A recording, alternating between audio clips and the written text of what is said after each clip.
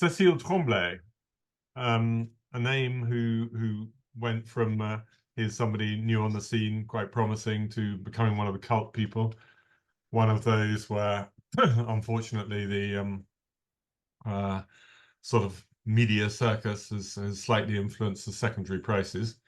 I don't think she sells especially cheap from the Domaine, but what you see in the marketplace is probably a lot more. But Adam and others are probably more familiar than me with what the going rate is. So these are all family vines, and in fact they come from the Jaillet family. Was that her branch of the family starts with Henri Jaillet's uncle Edouard, who is known as Marius in the family apparently, but formerly christened Edouard. And he was married twice, and had a daughter called Marie-Thérèse, who married one of the Noëlla family. And they had a daughter called Renée. She had a daughter called Marie-Annick, and she had a daughter called Cecile Tremblay. So when she started out, Cecile got some of the family vineyards, knowing that in 2022 she would get another set when one of her aunts or uncles retired and was ready to hand them on, but she didn't get them until quite a bit later. She was married first to Pascal Roblot, who's based mostly in Volnay, and they started making wine together. For whatever reason, that marriage didn't really work out, and so she's now married to, or at least in partnership with, Philippe Charlepin. I think there are children from both marriage. So when I first tasted her wines, I think I tasted them in a cellar in Vosne Romanee. Then I tasted in the cellar in Chapelle Chambertin. Might have been the other way around. And then eventually she settled down in a custom-built cellar, which she's had to increase for the new vineyards. And that is in Maurice Saint-Denis. Those of you who visit regularly, you've probably eaten at the Castel Très Girard hotel restaurant, and it's just sort of below that. It's all been beautifully designed, according to the sort of the golden rules of design, which fits in also the fact that she is fully qualified, certified, I think, biodynamic producer. So originally there are mostly some small plots. Echezeaux is 0.18 of a hectare, Chapelle Chambertin, double that, tiny bit of Vosne Romanee Beaumonts, a little bit of Vosne Romanee Premier Cru Rouges du Dessus, Chambolle, Musigny, Feusselottes, Village Nuit, Village Moret, Village Chambolle, Village Vosne Romanee. And then in 2022, she thought she was getting a big hit of Beaumont, 1.8 hectares, so massively more. But when she actually looked at where it was on the map, she discovered that it was only 1.4 hectares of Vosne Romanee Beaumont, and 0.4 turned out to be Echezeaux. So there's a bit of Echezeaux called Les Beaumonts Bas, and probably her predecessors in the family just considered everything to be Beaumont and just made it all up together and sold it all off as Vosne Romanee Beaumont. But in fact, it's that hunky, significant slice is in Echezeaux. And those of you who are familiar with the wines of Coquart, Loison, Fleureau will know that he makes a Vosne Romanee Premier Cru, which is half Beaumont and half Echezeaux. It's exactly the same thing. Parcels are not quite next door. They do the same thing, that they start in one place higher on the hill as Premier Cru, and they continue down the rows into Grand Cru Echezeaux. But because her parcel is much wider and therefore bigger, it's well worth obviously making the Echezeaux separately. Whether in the end that will be blended with her existing Echezeaux, or there'll be two cuvées, remains to be seen. So I'm sorry Cecile can't be with us today, but she's still sort of doing the vinifications and the rest of it, and proved not to be possible for an October date. I've suggested the wines come in twos, or they may possibly come in fours. If Sebastian, you want to serve around at least the first pair, which are the two from Chambolle Musigny. I've done the pairings by, oh, looks as though you got them, right. I've done the pairings more by geography than by vintage. So we will move around in the vintages, but they're all quite young wines, so that shouldn't be a problem.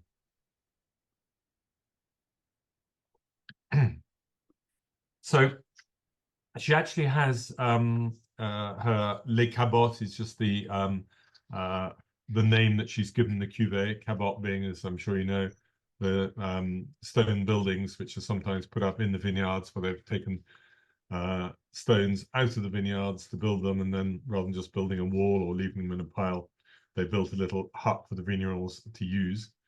And so you have got, I believe, the 2019. It comes from 3 different plots, Première, Échange, and Maladière.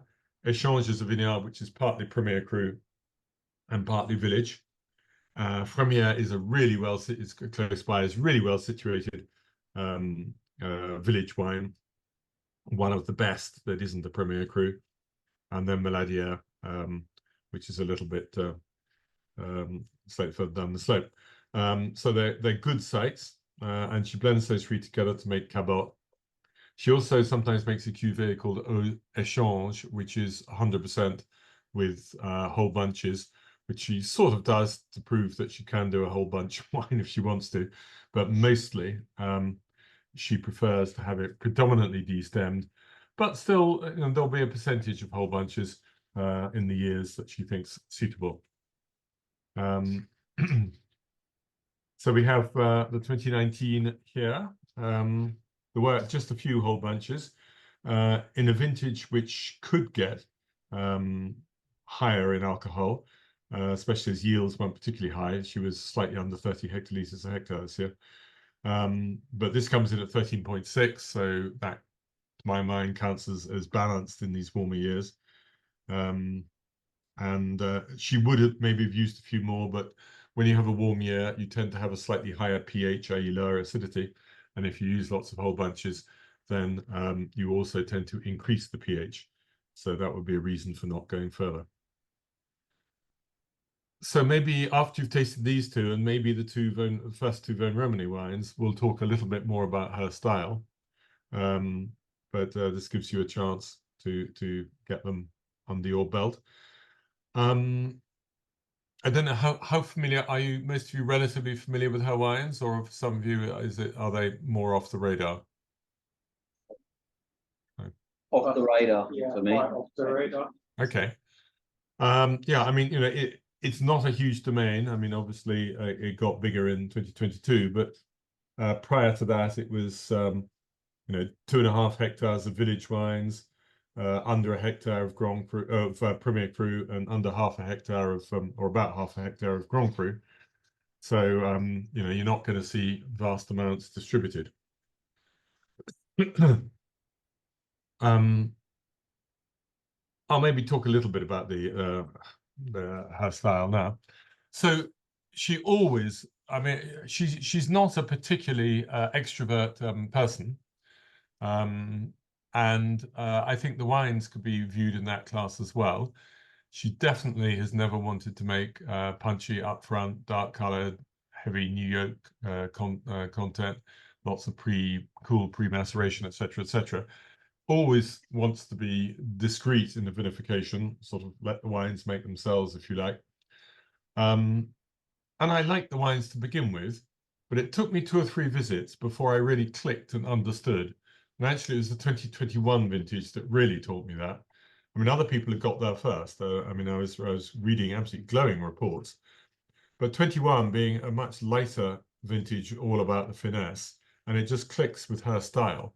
And then I suddenly saw what the whole thing was about, and the way the wines just flow across the palate. And I think we'll especially see that when we get to Vosne Romanee. Your other Chambolle Musigny, assuming you've got them both poured at the same time, is from a Premier Cru called Les Feusselottes. And I always have good discussions there because the color of the wine is always less vibrantly purple. It's always more of a sort of crimson, or occasionally starts to go more into the oranges and browns a little bit earlier than other wines. And the reason for this is that the pH is higher. Feusselottes is not absolutely consistent throughout. There are bits which this is less the case of. Also, part of the vineyard has been used up for the village cemetery. It's the only appellation in the Côte d'Ivoire where the cemetery is in Premier Cru territory. So there you go. But you often get these sort of coffee aromatics. I don't know if you have, let me just check what vintage you got. You got the 2018. I'm looking at my initial tasting notes, which were from barrel. Dark color, more black than purple, touch of toast and coffee on the nose, rich black fruit up front, some grapefruit behind. Don't know where that came from, but that kept it fresh. It's not at this point entirely together. So almost whoever you have a Feusselotte with, it's true of Musigny and others. The Feusselotte is always that just a little bit more somber, darker fruit, and occasionally these tantalizing notes of coffee as well. Report back from the tasting floor. It's as if you're here, Jasper, and you're tasting the wine because you're bang on the money. Well, there you go. I don't say that often. Yeah, well, it means that there's something consistent. They tasted one way in barrel and another way. What did I say about the so for the 2019 that you have of Cabottes? Yeah, I would shorter note on that, but vivid, rich, deep purple, a couple of strawberry notes, good weight distribution across the palate.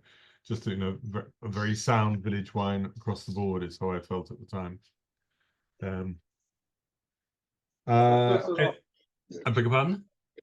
It's showing quite a lot of earthy characters. That's what I've written down anyway. Like meat, mushroom, coffee as well. So definitely. Okay.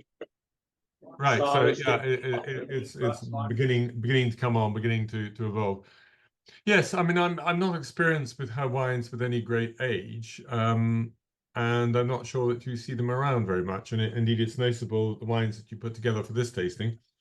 We just go back to 2016, and I forget. I'll just check in a second which year she started in. I've got that to hand somewhere. I will check that. And I think also the style has really evolved quite nicely over that period. So yeah, sorry, I'm just looking that up. What have we done with it? Can't find it for a minute, but I've somewhere I pulled it out to take a look at exactly when she started. Yeah, how about here? Yeah. As long ago as 2003, actually, which surprises me. A few more details. Everything's been certified organic for a while, all biodynamically run since 2016. Those are the main points. But she's the sort of person who's going to be meticulous in everything she does. And when I go and visit there, I can it shows if she's stressed because there's something that's not happening absolutely perfectly, but equally it shows when she's sort of serene and relaxed and everything is going exactly the way she wants it to go. And she was, from memory, actually a big fan of 2019. In fact, she said it's the first time I'm claiming a great vintage because she just felt with what, nearly 18 years working at it that she was getting where she wanted to be. Jasper, I think the word for the 2019 is absolutely yummy now. I mean, it really is. Yeah. Just such ripe fruit. It's a kind of like a more balanced version of 2003. I mean, in terms of the style of the vintage. Yeah. Do you know, that's always been a little bit my take of 2019. Other people have rated the vintage more highly than I do. And the reason why I have had any reticence is because I think the wines are so sort of gorgeous and fruit forward. But there is a lushness to them which shows the sunshine. Whereas 2018 and 2020 are more difficult vintages to get right. There are clearly some failures in those two vintages, whereas there are very, very few in 2019. But at the same time, when they do work, I think they have an even greater potential than 2019 would be my take. And then we have 22 and 23 after that in the warm, dry vintages. Okay, shall we move to the, I can see you've got a few glasses open. So you've got the pairing then of Village Vosne Romanee, Vignes, 2020 and 2018.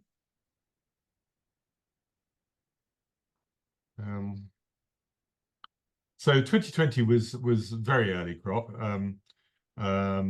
She started on the 21st of August for a couple of things, which for the Côte de Nuit is really early. 25th though for the main harvest. Yields very much down, 20 to 25 hectolitres a hectare on average. But she said it was hard to judge. She tried her grapes from one of her vineyards 2 days before she started picking. They're at 13%, but her neighbours, chatting with her neighbour in the vineyard on the same day, were at 11%. So we talk about whether you should pick early, whether you should pick late, what the date should have been, but there's such a difference depending on how you run your vineyards. And it's almost one of the drawbacks of being a perfectionist in the vines is that your grapes do ripen more quickly than somebody else. And these days, perhaps better to push things back a bit. So I hardly ever see her wines, unfortunately, except in my barrel tastings, because she doesn't take part in. Yes, she does. That's wrong. She does take part in with one wine or very occasionally two wines in our Bergfest tastings, but I'm not sure if we're going to have any overlap. I should check that. So you've got the Village Vosne. It's not, or at least it wasn't, a huge holding. It's 0.60, so that's not too bad for a village. With the plots, I think, spread along from sort of north to south from memory. And the 2020 in barrel was a little bit difficult to taste at the time I was there. It hadn't really achieved its balance. It was very juicy in fruit, but the barrel was also showing a bit, and but suave long finish. So I could see the positives, but didn't feel that I was inside the wine on that particular day. And the other one you've got is the 2018, which is higher in alcohol. That's at over 14%, but there was still a crispness to it. Mid-purple, fresh and lively. Couldn't pick too much on the nose to begin with. A delicious, juicy, dark red and black fruit, some tannins in the mouth. Fruit hasn't got excessively ripe, even though the alcohol is high, and it has a crisp acidity behind. So I felt that was an 18 where the vinification had worked well. And how are they showing to you today?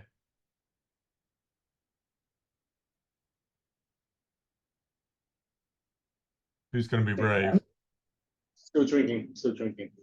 Right. I think the 20 still showing some hope, which is interesting. I think that's quite evident. So both on the nose and on the palate. But compared to the previous flight, they're both. I think what stands out is the concentration. So much bigger texture and concentration, which is really interesting. Yeah, I mean, the shape of a Vosne Romanee compared to Chambolle is very different. It's much more linear. It pushes on through the back of the palate, whereas Chambolle is more about something a little bit softer, a little bit rounder, and more often about sort of the pleasure of the fruit more than the shape of the wine on the palate.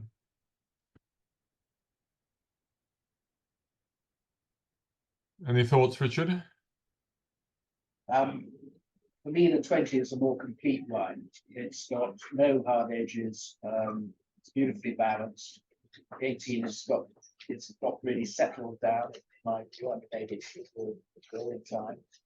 But I don't know what other people think. No, I find that I agree with you. I describe like the 20 Vosne. It's got soft shoulders. It's more like a Neapolitan suit. While the 18 for me is a bit like an American suit with very hard shoulders. There's a bit more. Do you know what it is? Why the hell? I think the 20. I've never been quite as sharp a dresser as you, Adam. Even if we use the same table in Hong Kong, but still. I think the 20 Vosne. Yeah, it's really good. Unfortunately, in the life I have now, I only have to wear a suit about once a year, so don't worry too much about it. But yes, no, interesting descriptors, and but you absolutely can understand the feel of the wines between them. But there's a little bit more there in the Vosnes compared to the Chambolles, is what I'm hearing. Yeah. Yeah. Jasper, remind me if I'm wrong, but you have a preference for 18 as a vintage, right? With 20? No, not necessarily. It really does come down to individual producers and how they've handled it. In 20, there were, in the Côte de Nuit, there were a few too many people who picked clearly too late because they felt that the grapes hadn't got fully ripe. But unfortunately, they went from ripe, but with a couple of elements that could have been even better, to overripe very quickly. So I think there are more failures in 20, but when they're good, they're every bit as good, if not better than 18. So I don't have an overall view. I've just written up our 2020 Bergfest tasting, and I did sort of major a little bit on the things that could go wrong in that write-up, but I still also made the point that there are some absolutely beautiful wines too. I should have a look and see how we did with. Let's just see what 2020, if any, we had in the tasting from Cecile. I will need to look that up. Really good. I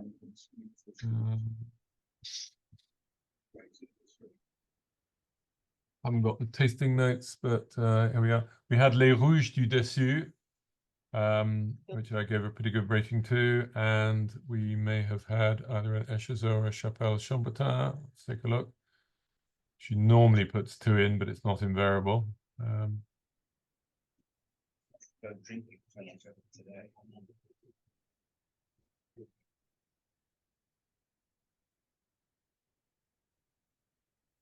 Might just have been a Rouge du Dessus in 2020, which of course is a cooler site, being further up the hill. But no, that came out pretty well. Okay. Jasper, I think the consensus right now is that the 2020 is an easier, more balanced wine to drink and more floral. 2018 has more soft edges. Yeah. But do It's you little think prickly, the 2018 with time would get there? I do Or- think it's long term. Reading back from my report from the barrel tasting, she said that she thought that the 18s had such concentration that they were going to merit a longer élevage and therefore also a longer bottle age. So she took it up when I tasted, which would have been in November of 2019. So after 15 months since the harvest, nothing had been racked yet. So she was really sort of keeping them going in barrel for a long period. She was happy with the acidity. I mean, it's not a high acid vintage, obviously 2018, but she was happy with that. Yields were not excessive, 32 hectolitres a hectare. And yeah, I mean, certainly in my own cellar, I'm not going to touch any 18s for a long time, but then I've hardly touched my 2005s or 1999s yet, so that's no surprise. Let's see. But no, I mean, you can see if you drink a sort of a Bourgogne Rouge, you can see that they have got the stuffing and the balance to make very good wines. But I'm not really tempted to drink 18s. I see them on a wine list in a restaurant. I don't go there. Yep. It's possible 2020 will shut down a bit more in another year or two, and also be harder. But I think probably not. I think it's a little bit glossier as a vintage. Yeah, I agree. Like if I'm a restaurant, I think I'll pick the 20 to drink now. It drinks beautifully, and then 18 probably. I mean, having said that, I'm going to drink a 17 or a 19 before either of those. But if you can still find them in Burgundy restaurants, because alas, we do not have restaurants with old wines on the wine list. Mm. So, I was talking to somebody about it, and they had just been talking to the sommelier at a 1 Michelin star restaurant in Beaune, who was just putting a Pommard Epinot 2020 on the list. My friend said, "How on earth could you do that straight away? Surely you need something older." And he said, "No, my American customers want to drink young wines," which not the Americans who I know, but maybe others who do. But it used to be the case that the French wouldn't trust an old wine on a list because they'd think it had been left behind and it was only on the list because nobody bought it. But obviously things have changed a bit. Now most of us go there and we pounce on anything with a bit of age. What should we taste next?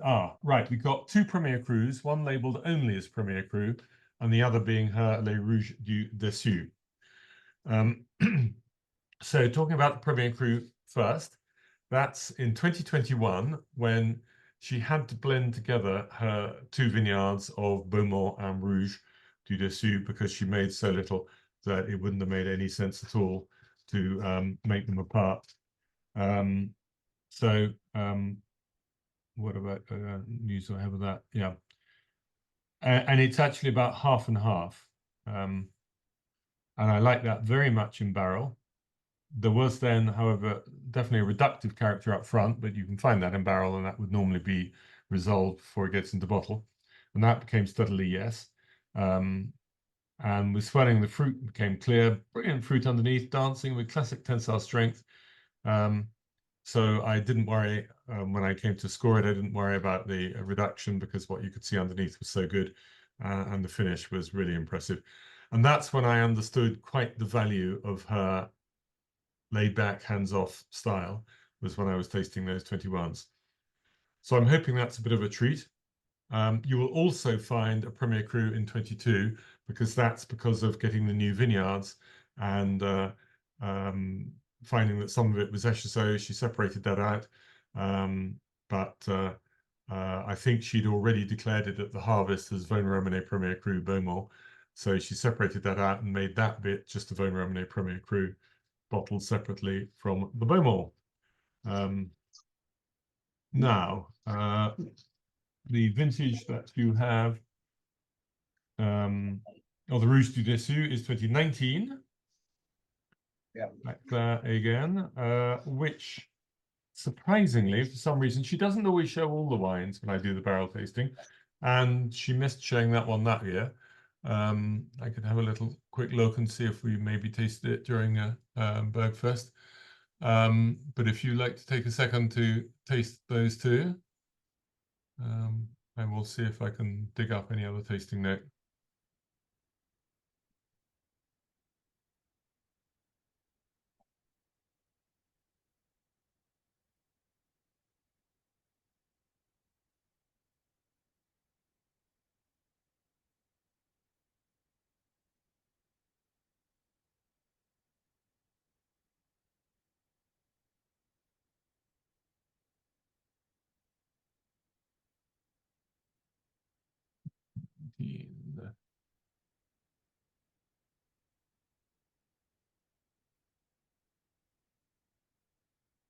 No, in the cellar, we just tasted the Beaumont. And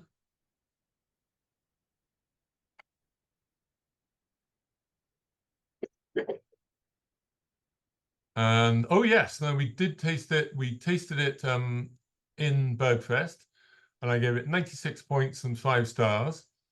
Not as deep in colour as some, but i.e. others in that flight of Vosne Romanee Premier Crus, but fine with precision and enough freshness. Backward, high class, not too much alcohol. Poison very long, no need for long note here because it's just right in its style. Magical finesse considering the vintage. Drink from 2029 to 2038. There you go. So I'm hoping that it's showing beautifully today as well.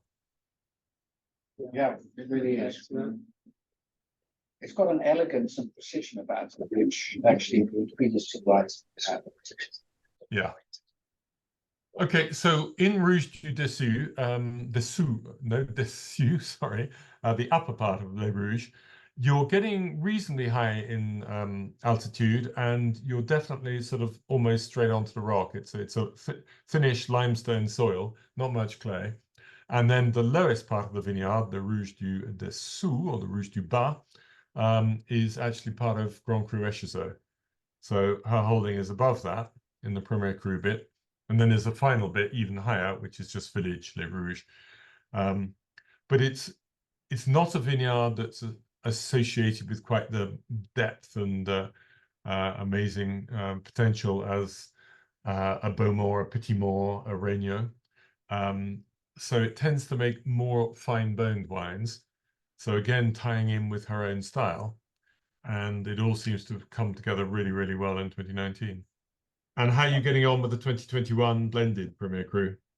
It's actually incredibly attractive and gorgeous, especially on the palate. There's still a bit of VA on the nose, but on the palate, it's sumptuous, it's elegant, it's gorgeous. I just worry about my daughter's birthday because I just don't see it being out of age for 20 odd years. But it's going to be a great vintage for drinking young. It's gorgeous already on the palate.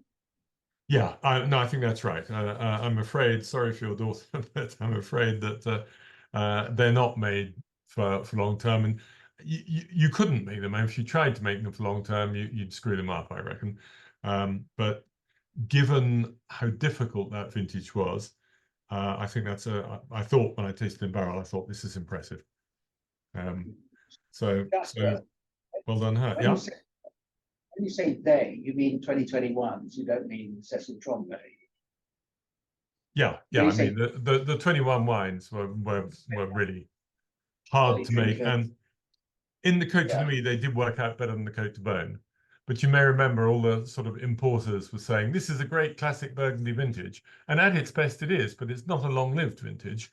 And you know, the wines, because of the frost and then difficult weather afterwards, they can only ever be a little bit fragile. So, I mean, it's a vintage to enjoy while it's young and, you know, over the next several years, sure.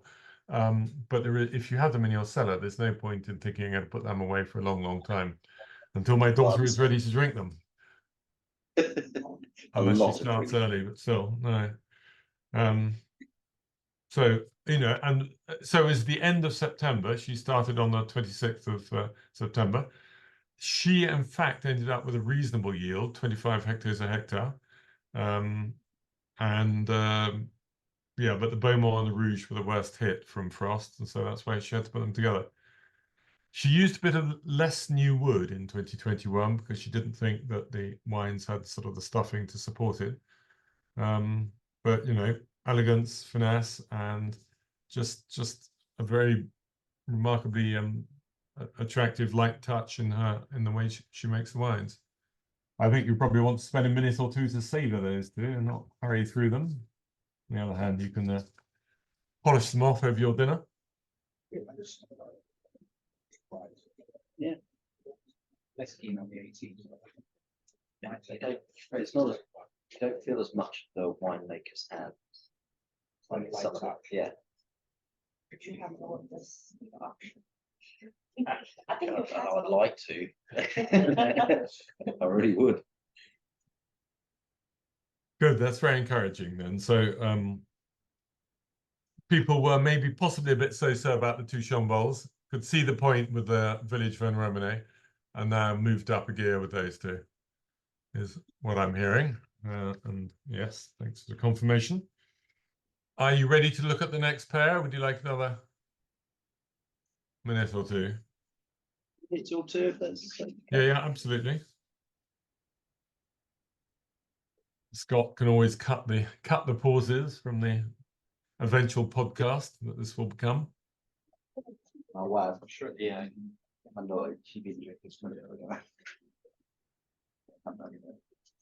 So Jasper, for that 2020 Bergfest report, I noted quite a lot of alarmed reports of Brett, and yeah. I just want to get a bit of nuance on how bad that problem is, because I noticed that you didn't rate quite a lot of wines, but was it really serious problem or it's more a borderline case?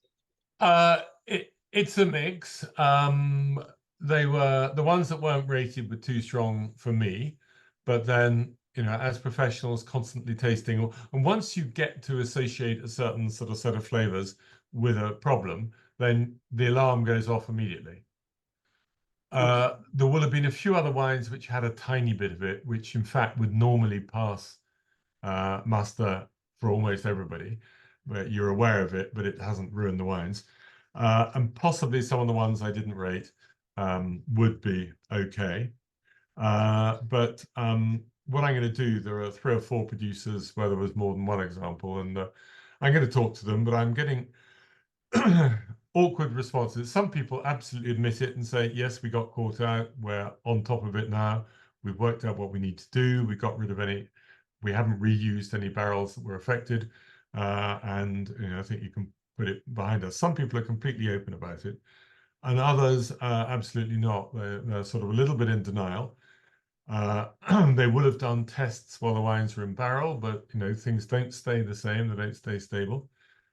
It is true also that you can have a bottle where the breath has really kicked off, because almost every wine is going to have a tiny population of breath in it. It's then a question of when it goes beyond the threshold, and it can be different from one bottle to another.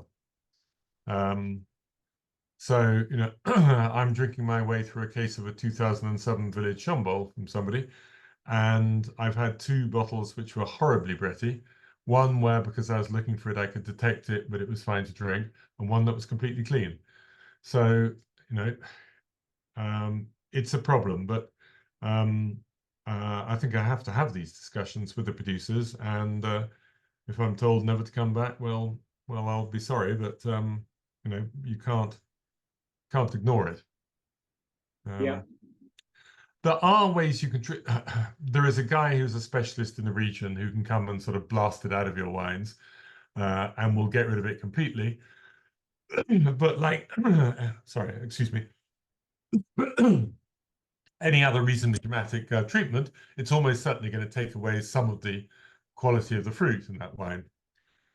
There is also something which is called chitosan, and it is actually an entirely natural product. It's a sort of a breakdown from mushrooms. So there's no reason, if you're organic, that you shouldn't use that. And that, I hear, will clean it up. In fact, I was looking at the website about it earlier today. That, I hear, will clean up the Brett and doesn't strip out other things. So I was only talking about it to 2 growers in the last week while tasting the 23s with them. And so it's something I'm going to follow up on. So, I'm getting a few people have sent me anxious emails after that 2020 report. And so I want to read up more on the subject and get a more complete feel for A, what it is, and B, how you resist it. It's also fair to say that we call it Brett every time, and A, there are different forms of Brett, B, there are other bacteria involved. It's just, unless you're a real specialist, it's probably makes sense just to give it one name.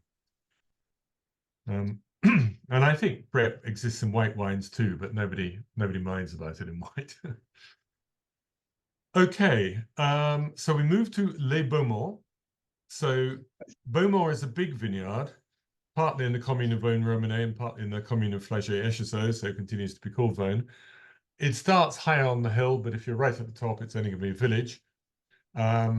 You then get a gentle slope, then a steep slope, and then you come down to join the others. So it's next door to Les Brûlés. A lot of people have parcels in Beaumonts, which then sort of continue into Brûlés.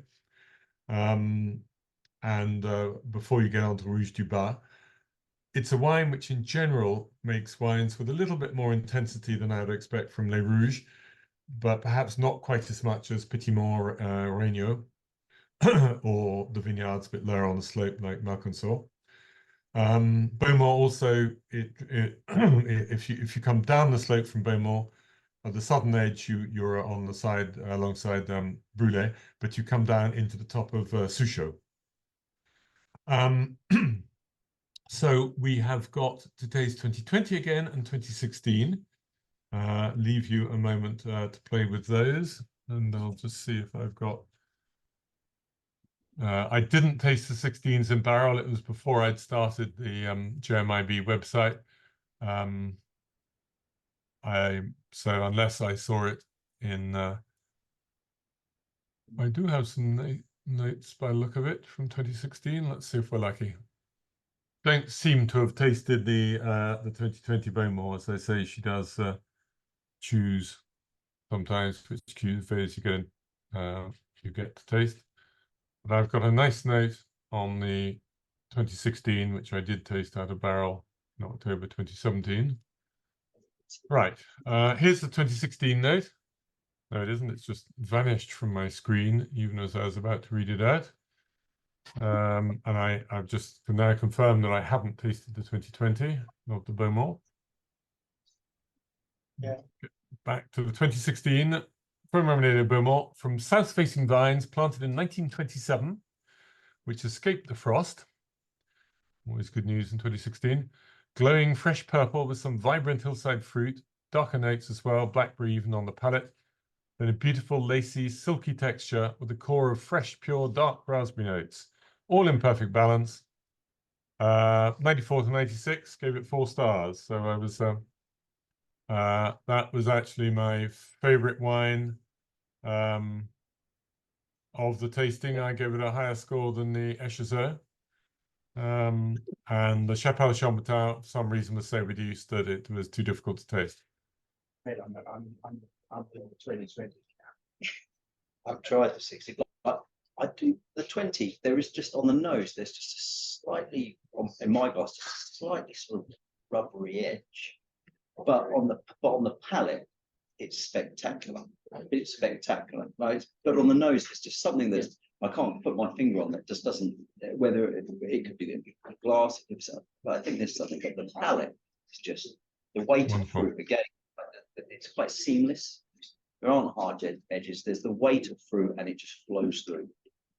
Wow. I got a touch of petrol of the 2020 uniform as well, and I think it flows off. Yeah, I'm nosing it now.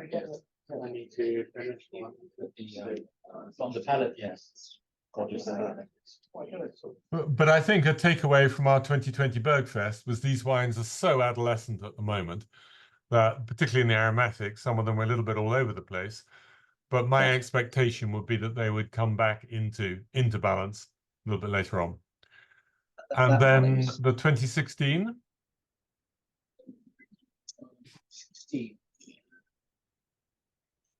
It's showing more acid than the other wines, I think. And at least in my glass, there's a bit of tropical fruit aroma, which is a bit interesting. But I like the wine. I think it has a touch of class, and it kind of explodes a little bit on the palate, which only the 2019 Rouges de Dessus did as well. So I quite like the 2016. Right, but it's not quite in place today. I mean, a little bit disjointed, yeah? Yeah. A little bit. Oh, that's a shame, because as I say, it was lovely in barrel, but these things, you know, you have to wait till they reach maturity. So 2016, a vintage which I remember very well, because it was my first year working with the Hospice de Beaune, and we started with this sort of miserable frost that did so much damage, as I say, not apparently to that vineyard. And so everybody was running scared after that. And the ripening seemed to be uneven, except that so a month out before the harvest, a few things started changing color, but then other grapes, almost in the same row of vines, and occasionally even in the same bunch, didn't change till much later. So we thought there was perhaps a bit of uneven ripeness, which is, I think, where the higher acidity comes in, alongside what is tastes as ripe fruit. It was certainly true of the whites, where you sort of got a slightly sort of sweet and sour effect. But I was much more positive about the reds, and I still am. I think they've got energy, they've got punch. It's not quite a truly classic vintage, but there's a lot happening in there. And when they are ready, which I would say for a Premier Cru probably still 5 years away, I think you will have something fairly exciting. But the balance will probably never be quite classic. So probably the previous flight of 2 is just leading the way at the moment. No, and we were just saying that the 2020 is so kind of in your face, and lush feeling. The 16 seems a bit almost thin by comparison. Not at its best, and closed. Yeah, but maybe 5 years, like you said. Yeah. Well, it's missed the adolescent slot, so maybe the midlife crisis, or we'll give it. Yeah. Well, We all You could know, understand that. I would tip it to come back, because when something tastes as good as that in barrel, you know, you have to wait for maturity, and then you should get that back again. So I have dived into one of my recent purchases on the book front for the next pairing. I'll hold it up. So very good book on Burgundy, not written by me, but this is Laurent Gotti, who is the son-in-law of Sylvain Pittiot. And he's done a little a book on the Grand Crus in which everybody's holdings are mapped out, which is quite a substantial work to do that. So, I mean, Chapelle Chambertin is not a particularly complicated vineyard. Echezeaux obviously really is. So we've got the Echezeaux du. Are you happy for me to go on, or next to good? Yeah. So we have the Echezeaux du Dessus, upper Echezeaux. So you have Grands Echezeaux as a separate vineyard, and then the only part of Echezeaux where the subdivision is also called Echezeaux is this bit. So you could say it is absolutely the heartland of the vineyard. It's called the upper Echezeaux just to distinguish it from Grands Echezeaux, which is below. Like Grands Echezeaux, it's nearly flat, but you've got just wonderful soil and subsoil beneath.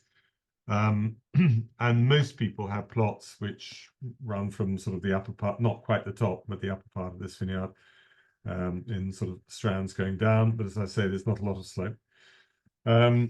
So reading sort of north to south, you have Hoffman Jaillet, which used to be Domaine Cecile, Michel Noëlla, cousins, Mangeur Minoret, Cecile Tremblay, then a bit more Mangeur Minoret, and on Jean-Marc Millot, and then a bit more Mangeur Minoret.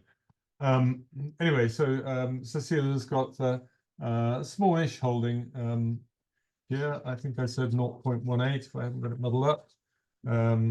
Yeah, so 0.18, you should be able to make a minimum of 2 barrels, probably 3 barrels.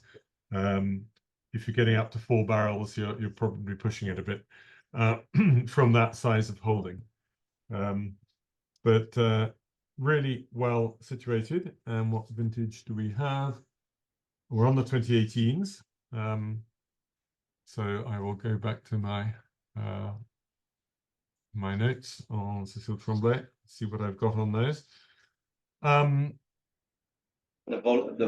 volume on the nose, you know, it just really just gradually just builds up and builds up and builds up, and that's very impressive. And a lot of depth and precision in the wine as well. Yeah. And again, the one thing when she does it well, no hard edges. You know, even I think that the judicial use of stems or lack of using stems plays a big part into that. But there's no hard edges in the best wines. Yeah, I mean, I think it's other things, Adam, that might be influencing it. I don't think the stems are going to sort of either add edges or subtract edges. And as I think I mentioned earlier, she didn't use many stems in 2018. But it's more a question of not pushing the extraction, just having, like good gardeners have green fingers, just having a fine touch in all the little details. I mean, somebody's style is made up of 1,000 details that 1,000 mini decisions that they take every day. It's not just about what do I do in oak or stems or anything else. So the two, I gave both 4 stars. What I said about the Echezeaux from barrel was not one of the deepest colors, very engaging purple, light and airy, pretty, still very ripe red cherry, beautiful fruit, density behind, great length, a little bit of blood orange, which is something I tend to find in vineyards with a certain amount of iron oxide in them. Don't know if that's the case here. And just very well balanced all the way through, and it sounds as though you're also getting that. So it's not an Echezeaux that's trying to be a blockbuster, and nor should Echezeaux be like that. It should be a lacy style of wine, and it sounds as though she's achieved that very nicely. Jasper, I think both these Grand Cru are much more harmonious than the 2 previous 2018s. Everything seems to be in much better balance. And then you've got, on both of them, I think, got length on the palate as well. They're both, yeah. What do you Yeah. think, Brian? Well, you know, But the Chapelle, that's what Sorry. you're supposed to have in a Grand Cru. It's supposed to work every year. It's supposed to be able to manage excesses in direction of one form or another. And it sounds as though it has. The Chapelle Chambertin, you know, was a bit more robust of the two, which is probably goes with what I know of Chapelle. Gorgeous dark purple black, fresh energy to the nose, a little bit of taste on the nose, really significant volume of fruit on the palate, but the taste came through as well. But any of that sort of slight barrel effect would be, you know, relevant to a very, very young wine while still in barrel, and you'd expect to play out. So reading again, there are two halves to Chapelle Chambertin, but I mean, you know, nobody makes a fuss about them, and there won't be a big difference. The southern half is called En la Chapelle, and the northern half, or third actually, is called Les Jumeaux, the twins, and she's in that part. So you have Louis Jadot, who have incredible holding because it's more than 100-year-old vines. Ponceau, which was never one of their top wines for me, possibly a question of plant material. Philippe Livera, who's next, who's a Ponceau cousin, and one or two people are now starting to talk about him, but I haven't yet got there. Then after that, you have Cecile Tremblay and then Rossignol-Trappey. So she's got a more interesting holding now of this. So she's got twice the Echezeaux. She's got 0.36. So that's helpful that you can begin to make a decent amount of wine out of that. that's interesting contrast between the wines. I think the Chapelle has got like a lot of grip, so you Yes. feel that in your mouth dripping down quite a lot, but then the finish extends really well. For the Echezeaux, it's like much more soft on the palate and it flows. And initially I was more impressed with the Chapelle. I think it's really got something in terms of concentration, and that grip is like really impressive. Well, that's right. I mean, you know, we're in Chevrolet Chambertin, and you do get just a little bit more in the way of tannins, which gives you the grip. I agree. I don't really like associating Chambertin and Chevrolet Chambertin with sort of masculine as opposed to feminine. In any case, we sort of moved on from using those sorts of descriptors. But I never really felt it was quite right for Chevrolet Chambertin, because I don't think that they are sort of, if you must use that idea, aggressively masculine, but they do have nonetheless that little bit of grip at the back, which helps Yes. keep the whole thing together, gives it the extra structure. But the Echezeaux just flows. It's about the texture. It just should flow across the palate. And frankly, it's up to you, which, either which suits your palate better, or have them on different occasions with different foods. Different moments in your life, different times of year even. Well, Chapelle Chambertin for me is a little bit more of a sort of autumn and winter wine, and Echezeaux could be more of a spring and summer wine. I think tonight, I don't know what you think, but I think tonight you probably prefer to drink the Echezeaux. Maybe the Chapelle 5 years would emerge. I'd be pretty happy to be drinking either of them with you, Richard. And sadly, I can't. Yeah.